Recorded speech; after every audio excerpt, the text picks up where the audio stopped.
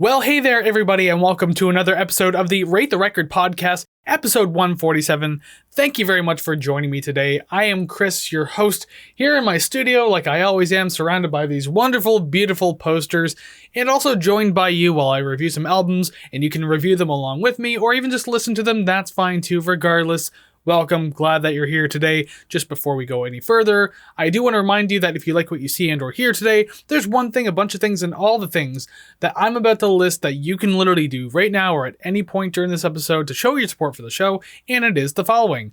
Like, subscribe, rate, share, comment, and follow. 6 quick, free, and easy things. Again, right now, a little later on, doesn't matter, but if you choose to do so, I am truly appreciative of that. Thank you very much. And of course, you can find all the places to do these things over at ratetherecord.ca. That is ratetherecord.ca. The streaming links, the social media links, the RTR album chart, so that way every podcast episode is there and you can see the scores for them and all that kind of fun stuff. And of course, the RTR Club. If you feel like donating to the show financially, it's optional, but the option is indeed yours. All the content will always be free, but if you do feel like supporting the show that way, that is an option to do indeed. And once again, can all be found at ratetherecord.ca. Alrighty then, so episode 147. Today, we will be taking a look at the band Red Lorry Yellow Lorry and their album Talk About the Weather.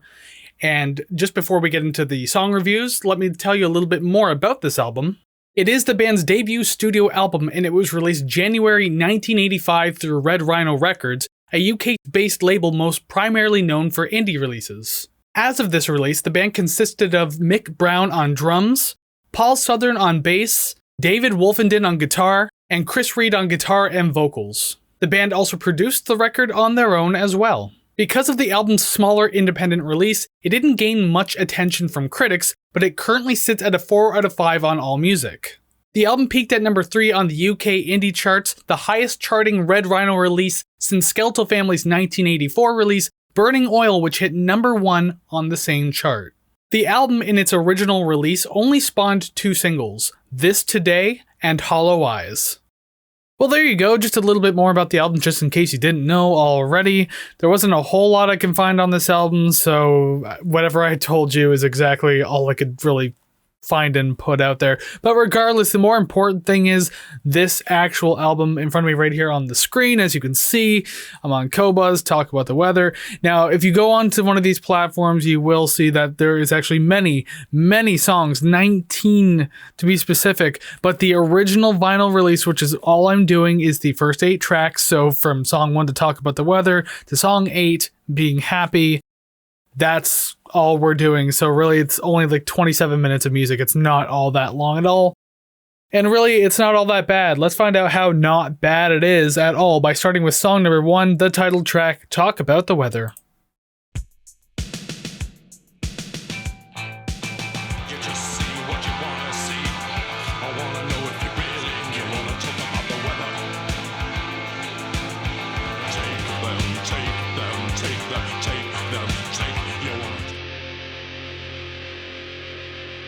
As the song fades out, I'll go ahead and pause it right there.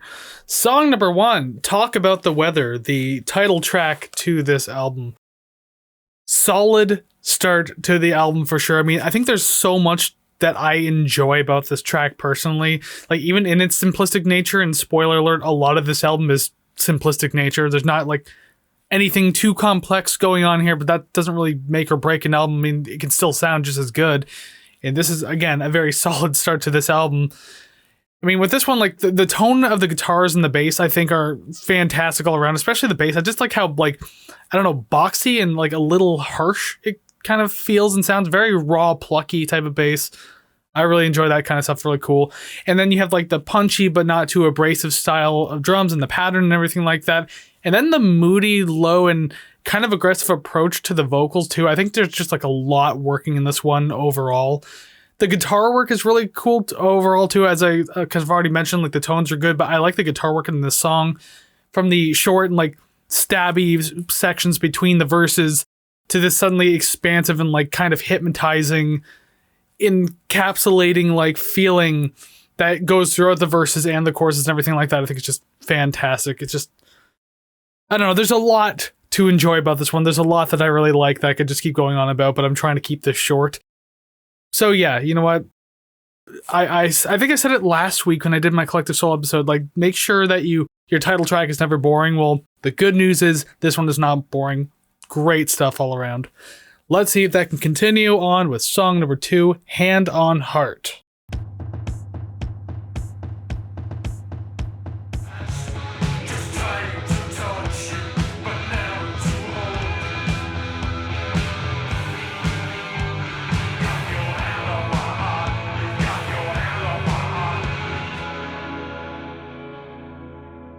Once again, as it fades, I'll cut it right there. Song number 2, Hand on Heart. There's definitely a bit more bite in this song as compared to the previous track, which is a really great pickup. But that's not to say that the previous song was lifeless at all, because it very much wasn't. I praised the holy hell out of it, and I had a lot of fun just kind of dancing on spot to it. But this one too, I also did. There's like a lot more of a force behind this one.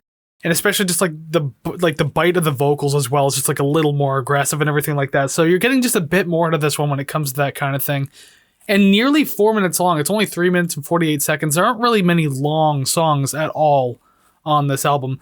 But nearly 4 minutes, and it actually feels incredibly shorter than that. Because, I mean, it's pretty simple in its progression. So, I mean, really, it has everything you would want this track to have. It's got enough energy. It's got enough like danceable energy to it too. It's got enough life and enough bite and aggression to it without being like too much or anything like that.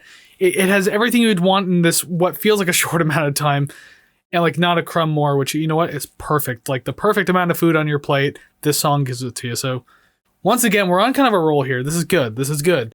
So this means we're going to move on to song number 3 and see what happens next with Feel a Peace.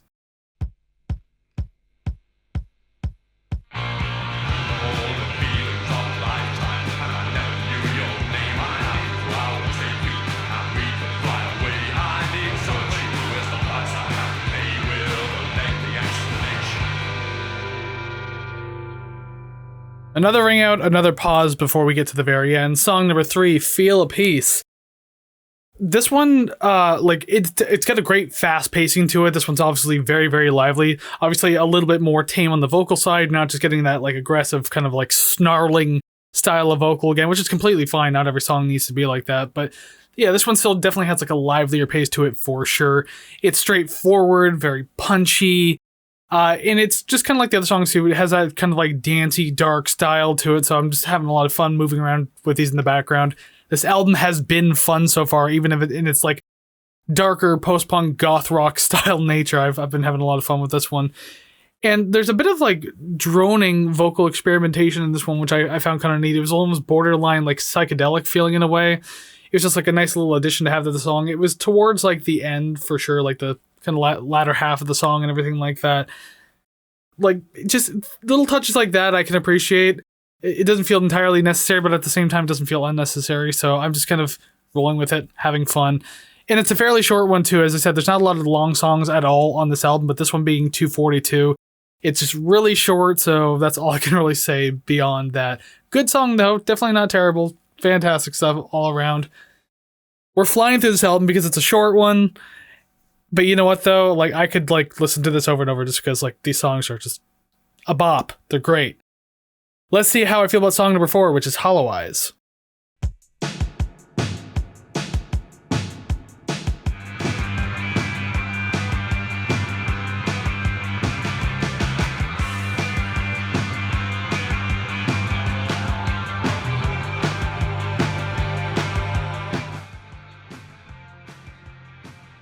Big long fade out with this one, so once again we'll just kind of pause it there since nothing else happens beyond that.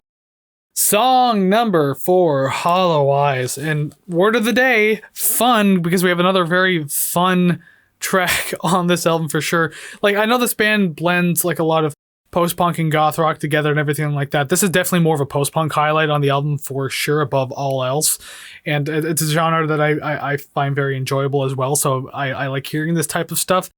And it's like another track too where the bass almost feels like the complete standout to me because it's doing so much that I'm just enjoying, the octave jump from like the higher riff to the lower riff, but then especially when it gets to the chorus, and then it's like these kind of like staccato thumpy type of notes happening, everything like that. And I think that just sounds a lot of fun and just adds more of a playful nature to the song all around, which even if it's not meant to be playful, I mean, you can't help but dance to these songs. These are just fantastic things, And I go to like monthly events and everything where like this type of music is played, and I have fun while I'm there because songs like this really do help. Although, to be fair, the only ones I ever really hear are talk about the weather, which is completely fine.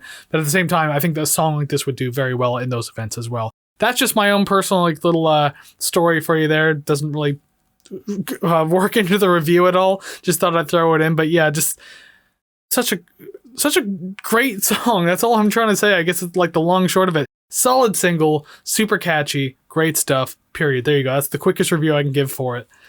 Let's see if we continue on with yet the other single, song number 5, This Today.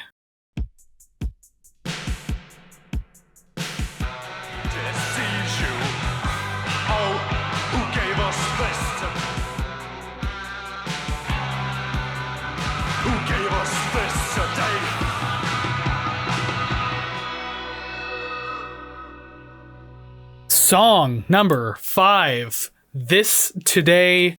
I mean, this is another one that has some bite to it for sure, especially in the vocal presentation. It's moody. The song's wailing with its instrumentals. And then, yeah, just again, coming back to that snarling type of presentation in the vocals that I think packs a pretty decent punch. So there's a lot that I enjoy about this one as well. Now, I'm kind of like looking over my note. And maybe I first wrote this and maybe I wasn't like listening to it closely enough because I literally wrote verbatim, doesn't really stand out as much as some of the other tracks, which I mean, I don't know, like there's a lot about this album that kind of like blends together in a way, but it's not even necessarily a bad thing. But I just don't, because I even finished off by saying something a little lacking about it, like in one of my points, which to be fair, listening to it now in my headphones with the way that I am and paying attention to it like how I am, I don't know if there's anything really lacking in this one. It has that bite. It has a bit of a punch to it. And it's got that, I don't want to say fun nature. This one isn't as fun. This one follows more like goth rock style of their blending for sure, which still sounds great. But I mean, just like, it's not like the bouncy, dancey type of fun thing like Hollow Eyes is, for example. But yeah, just like looking at my own notes, I'm just starting to disagree with myself. But at the same time, like I see where I'm coming from because yeah, like, this song, again, sounds like some of the other ones on the album for sure, but there's nothing truly wrong with it. Like, it's a really decent track. I still very much enjoyed it. I guess I was just trying to find something new to talk about. Because, again, when songs start blending in, it's hard to be able to write more additional things. You can go back and watch older episodes of the podcast, like pre-episode 100, if you want, like, examples of that. Because Savannah and I used to do that a lot when it came down to trying to review songs and not knowing what to say anymore when we said the same thing like 100 times. This is one of those songs where I guess I felt that, but at the same time, just I don't dislike it. I think it still sounds great, so I just want to throw that out there. Very conflicting review of this song, I understand, I apologize, I'm not very good at this, but at the same time, I'm still here doing it.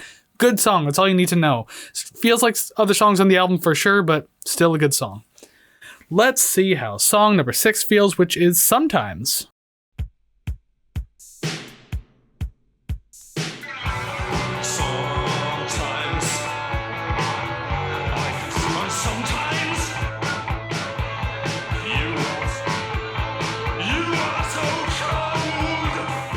If you're watching the video version, you see a sudden like skip to this part. I apologize. The internet went out and the screen for Kobuz went kind of weird. So whatever, I'm here now. That happens sometimes. Perfect timing. Song number 6, Sometimes. The instrumentals in this one, I think, have some pretty interesting things and like melodies and everything like that and styling going on with it, which stands out a little more, and that's nice to me. I mean, not that things haven't stood out to me on this album already, but there's something about this one that's a little different. And a lot of that, I think, comes in the actual production itself, or maybe even just the composition, because consider like the first song, Talk About the Weather, where I was talking about like the verses have these like hypnotizing, expansive, just wall of guitar just completely spread out. Whereas this one, like, that's not really there. So you can hear the like more intricate details in both guitars and then the bass as well. And then even like in the choppy drums. So even in this minimal setup, just like every song has been, it feels like there's a lot more happening because of those details, like happening in the production, I mean.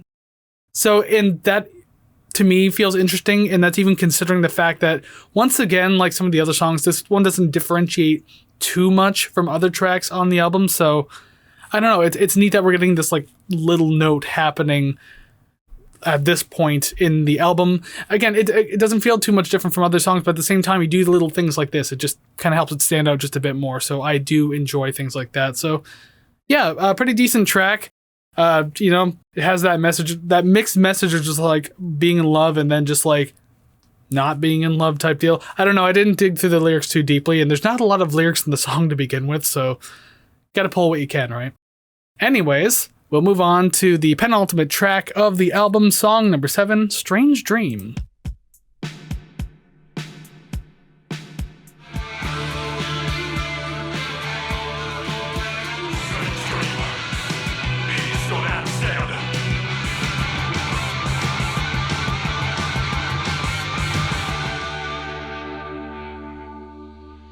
Fade out right there again. Song number 7, Strange Dream. And I mean, strangely enough, this song actually does feel indeed like a strange dream. Like I definitely mean that in a good way too, because there's a lot of compositional and production choices that I enjoyed about this song. From like the reverb, but like still restrained snare drum that kind of just punches through even in the quieter sections of the song, like mainly in the first half, I would say for sure, to then the harsh, like wavering tones of the guitars.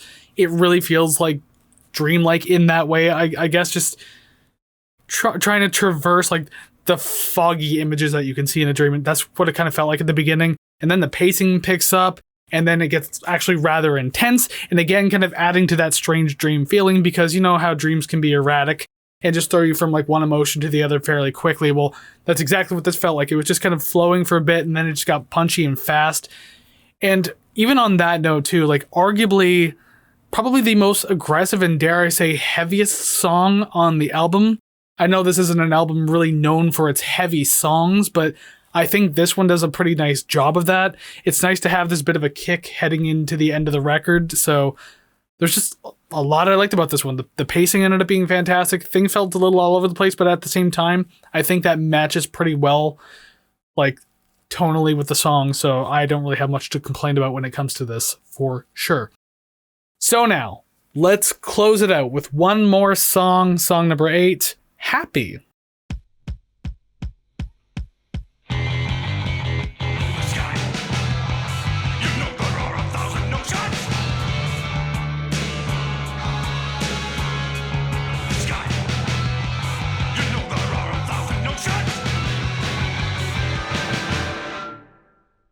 Oh, this time we get a very abrupt ending.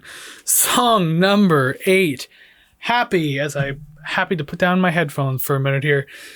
Something of a heavy hitter to close out the album. I commented how like the other songs, Strange Dreams, felt like one of the heaviest songs on the album, again, in an album of not so heavy songs.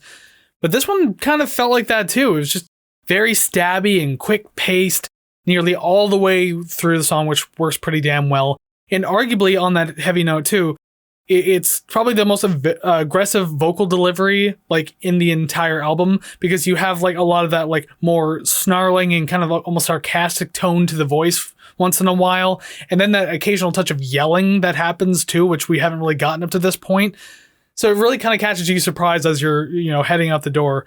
But yeah, just, I don't know. It's an abrupt end to the album, but you know what? It's a fairly solid end to the album, I will say. Cool song to end on. I think I would have rather ended on Strange Dream, but you know what? This works fine for me too. So yeah, I guess that kind of brings us to the end of listening to Red Lorry Yellow Lorry's talk about the weather. So now we have to move on. Take this off the screen. Bye-bye Cobuzz, so that way the numbers show up. It's time to rank the songs. There's only 8 to do this time. There's not a whole lot, but we still got to rank them least favorite to favorite, not so great to great, worst to best. However you want to cut the cake, you gotta cut the cake, because you can't just keep it in your fridge. You have to serve it to people, even yourself if you want. I don't really care. I'm not going to judge. Anyways, I've cut my cake, so let's go over the slices, and maybe you'll agree or disagree with that, huh? Let's take a look. So number 8, Sometimes. 7, Feel a Piece. 6, This Today. 5, Hand on Heart. 4, Hollow Eyes. 3, Happy. 2, Strange Dream, because of course the title track, Talk About the Weather, that I highly praised, was going to be number 1. That was really fast to get through, but the thing is, you see the top, like if you're watching the video version, and I mean like you can find a screenshot of this somewhere, but my god, the top 5 out of 8 are at least 9 out of 10 to me. Solid record all around. There's my scores, and I'm wondering what yours will look like. Did you like this more or less than me? Let's find out definitively, because those disappear, this shows up. It's time to rate the record, the title track of the podcast. Never boring. Certainly hope not. But anyways, yes, let's go ahead and rate the record as the title suggests. Red Lorry, Yellow Lorry's Talk About the Weather. As I said, super solid album. Just how solid is it? Well, this one came out to 86.25%, straight middle A tier. Very close to being an A plus tier. Just a little short of it though, but 86.25. There's no complaints about that. If I'm not mistaken, at the point of recording this episode and when I put the album on the RTR album chart, this is in the top 10 for sure. And I'm going to guess number 7. So, gee, the fact that like, oh my god, this album, I didn't expect to go that high, but then again, listening through it and like, I already liked a few songs, but then when I listened to the whole thing, I was like, wow, yeah, this might actually go up pretty high. So, and there you go, 86.25. I don't think anyone is complaining about that. And with that, that brings us to the end of this episode. So thank you very much for joining me, hanging out and listening to this album. And if you did indeed listen to this album with me, I ask just one favor of you. Let me know your opinions on it down in the comments below of wherever you're listening, because there's comment sections everywhere. What did you think about this album? Did you like it? Did you hate it? Do you agree or disagree with me? How would you rank the songs? How would you rate the record? All of this and more, you can let me know down in the comments, because I mean, especially when I get excited when I'm like reviewing a really good album, or an album that I really like at the very least, I want to know what other people think about it too. So please go ahead and let me know that. And you can find all the other places to let me know your opinions too over at ratetherecord.ca. That is ratetherecord.ca. The streaming links, social media links, RTR album chart, which this one will, I think, appear at number 7 as of when this episode releases. If you're watching episode 148 and beyond, that could have changed. Who knows? But regardless, that's where it is right now, I believe. And yeah, you can find all that fun stuff in the RTR Club too. That's the other thing that you can find if you want to donate to the show over at ratetherecord.ca. And with that, that brings an end to the episode overall. So one more time, I thank you very much for joining me. I'll try to get the next episode out much shorter period of time than I have been lately. I know I've been dropping the ball on that, my bad, but I will try my best. So until I see you again, go listen to even more awesome music, and I'll see you again real soon. Take care, friends.